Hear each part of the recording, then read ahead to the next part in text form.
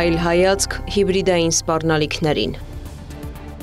Վերջին տարիներին աշխարհում, այդ թվում Հայաստանում ակտիվացել են հիբրիդային սպառնալիքների մասին քննարկումները։ Թեև հիբրիդային գործիքների օգտագործումը որպես այդպիսին նոր երևույթ չէ, սակայն ռազմական, քաղաքական, տնտեսական, կիբեր և տեղեկատվական միջոցների համակարգային կիրառումը համեմատաբար վերջերս է հայտնվել մասնագետների ուշադրության կենտրոնում։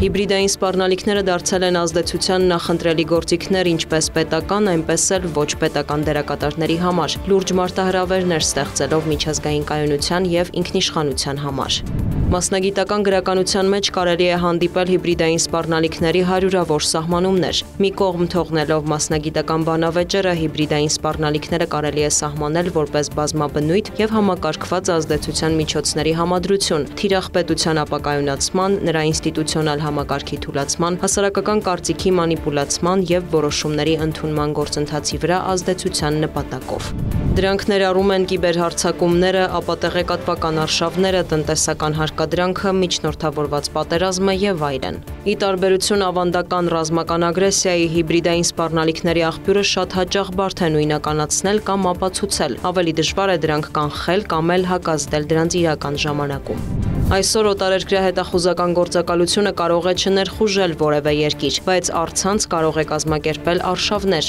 այնտեղ էթնիկ թշնամանք տարածելու կամ ընտրությունները վարկաբեկելու համար։ Թշնամին կարող է չռմբակոծել ենթակառուցվածքները, բայց կարող է խափանումներ առաջացնել դրանց աշխատանքում կիբերհարձակումների միջոցով։ Հիբրիդային սպառնալիքների օգտագործումը գնալով ավելի գրավիչ է դառնում այն տերությունների համար, որոնք ձգտում են տարածել իրենց ազդեցությունը խուսափելով անմիջական բախումից։ Հիբրիդային պատերազմին բնորոշ առանձնահատկություններից է նաև այն, որ ցանկացած ոլորտ կարող է դառնալ չակերտավոր զենք։ Օրինակ, էներգակիրների մատակարարման նկատմամբ վերահսկողությունը հնարավորություն է տալիս քաղաքական ճնշումներ գործադրել ներմուծող պետությունների վրա։ Առևտրային մաքսատուրքերը, շուկայի հասանելիությունը, տրանսֆերտները հզոր տնտեսություններին հնարավորություն են տալիս ազդել իրենցից կախվածություն ունեցող երկրների վրա և անգամ պարտադրել ցանկալի որոշումներ։ Կիբեր և տեղեկատվական ոլորտներն առանձնահատուկ նպաստավոր դաշտ են հիբրիդային գործողների համար։ Սոցիալական մեդիա հարթակները դարձել են մարտադաշտեր, որտեղ օտարերկրյա տերություններն օգտագործում են տարբեր ծրագրային միջոցներ, ալգորիթմներ ու բոտեր, պառակտում սերմանելու, սեփական քարոզչությունը տարածելու և ժողովրդավարական ինստիտուտների նկատմամբ վստահությունը խաթարելու համար։ Կիբերհարձակումները թիրախավորում են ամենատարբեր ոլորտները՝ բանկային ու առողջապահական, էլեկտրամատակարարման ու ջրամատակարարման համակարգերը և անգամ ընտրական ենթակառուցվածքները, ստեղծելով քաոս և խառնաշփոթ, հանցագործներին հնարավորություն տալով մնալ անպատիժ։ COVID-19 համավարակն ավելի բացահայտեց բաց հասարակությունների խոցելիությունը հիբրիդային գործողությունների նկատմամբ։ Որոշ պետություններ օգտագործեցին ճգնաժամը իրենց նարատիվները և ապատեղեկատվություն տարածելու համար։ Հիբրիդային սպառնալիքները բավական շոշափելի են նաև Հայաստանում։ Անկախությունից ի վեր Հայաստանը գտնվել է տարածաշրջանային տարբեր երկրների հիբրիդային հարձակումների թիրախում, որոնք ազդել են երկրի ինքնիշխանության և կայունության վրա։ Հայաստանի դեմ հիբրիդային հարձակումները շարունակվում են նաև այսօր։ Տնտեսական, էներգետիկ կախվածությունները, անվտանգային խնդիրները, ինստիտուցիոնալ խնդիրները, մեդիագրագիտության ոչ բարձր մակարդակը պարարտ են ստեղծում դրանց համար։ 2020 թվականի պատերազմը, Հայաստանի ինքնիշխան տարածքի դեմ հարձակումները, ինչպես նաև Լեռնային Ղարաբաղում 2023 թվականին իրականացված էթնիկ զտումը նույնպես ուղեկցվել են հիբրիդային գործողություններով։ Դրանց նպատակն էր բարոյալքել հայ հանրությանը, ստեղծել բաժանարար գծեր, վարկաբեկել կառավարությանը և անվստահություն սերմանել Սփյուռքի համայնքների շրջանում։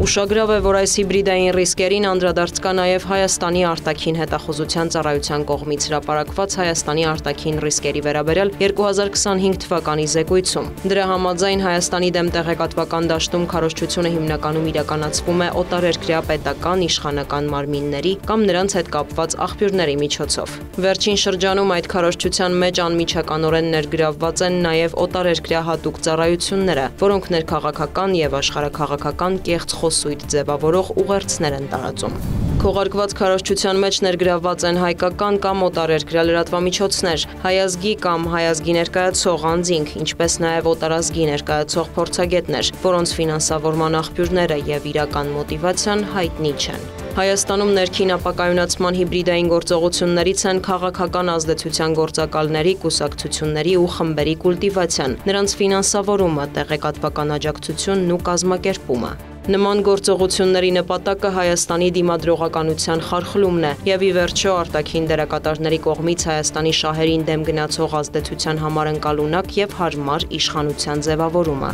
Այս աճող սպառնալիքներին հակազդելու համար Հայաստանը պետք է ունենա դիմակայունության ամրապնդման հստակ ռազմավարություն։ Այն պետք է ենթադրի կիբերպաշտպանության ոլորտում լուրջ ներդրումներ, մեդիագրագիտության բարձրացում, տարածաշրջանային գործընկերության խթանում եւ էներգետիկ ու տնտեսական կապերի դիվերսիֆիկացում։ Բավական կարևոր է նաև արդյունավետ ռազմավարական հաղորդակցության ապահովումը, ժողովրդավարական ինստիտուտների նկատմամբ հանրային վստահության եւ հիբրիդային մանիպուլյացիայի հակազդման համար։ Անհրաժեշտ է նաև ուսումնասիրել նմանատիպ մարտահրավերների բախվող եւ հաջողություններ արձանագրած երկրների փորձը, նրանց հետ հաստատելով կայուն գործակցություն։ Փորձագետների գնահատմամբ 2026 թվականի խորհրդարանական ընտրություններին ընդառաջ Հայաստանի դեմ հիբրիդային հարձակումներն ավելի են ակտիվանալու եւ դրանց հակազդման ուղղությամբ անհրաժեշտ է քայլեր ձեռնարկել արդեն այսօր։